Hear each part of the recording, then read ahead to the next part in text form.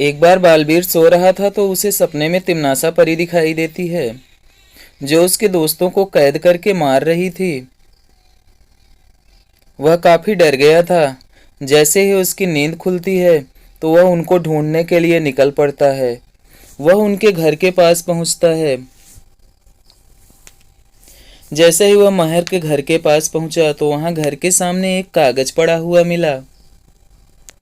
उसने उस कागज को उठा लिया और उस कागज पे लिखा था, तुमने जो देखा है वह सही है। अगर तुम अपने दोस्तों को बचाना चाहते हो तो नीली पहाड़ी की गुफा में आ जाओ। अब बालवीर नीली पहाड़ी की तलाश में निकल पड़ता है। वह जंगल के रास्ते से होकर जा रहा था। वह सोच रहा था कि उसे कोई मिल जाए जंगल में जिससे कि वह नीली पहाड़ी का पता पूछ सके, लेकिन उसे अभी तक तो कोई नहीं मिला। वह आगे गया। आगे जाने पर उसे 3 साधु दिखाई देते हैं।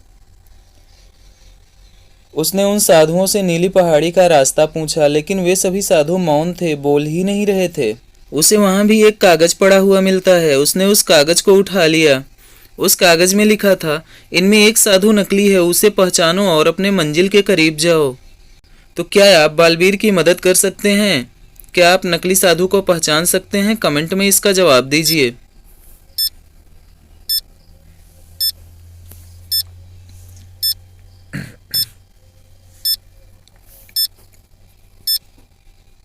तो इस दूसरे नंबर वाले साधु को देखिए, इसने जीन्स पहन रखा हुआ है।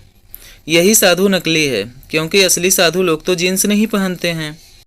बालवीर इसके पास जाकर के नीली पहाड़ी का पता पूछने लगता है। तो इसने कहा, आगे जाने पर तुम्हें एक पेड़ मिलेगा और इसके बाद तुम्हें रास्ता खुद ब खुद मिल जाएगा। इधर तिमनासा बालवीर के दोस्तों को कैद करके उल्टा लटका देती है और नीचे की ओर आग जला देती है और उनके साथ एक गेम खेलने लगती है।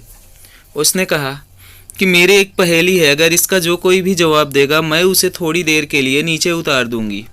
तो तिमनासा ने पूछा, वह कौन सी जगह है जहां मौत पहले आती है और जिंदगी बाद में आती है? सभी इसका जवाब सोचने में लग गए। तो आप भी इन तीनों की मदद कीजिए और बताइए कि इसका जवाब क्या होगा।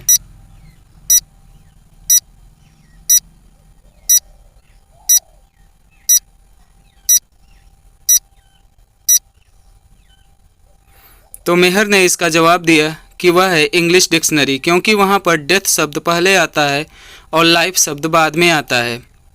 तो तिमनासा ने मेहर को नीचे उतार दिया। उधर बालवीर उस रास्ते से आगे बढ़ता हुआ चला जा रहा था। आगे जाने पर उसे 4 पेड़ मिलते हैं।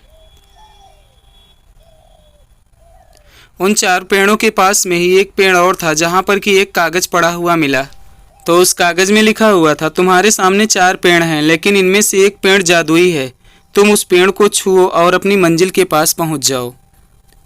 तो क्या इन चारों पेड़ों को देखकर आप बता सकते हैं क्या कि इनमें से जादुई पेड़ कौन सा है? तो कमेंट में इसका जवाब दीजिए।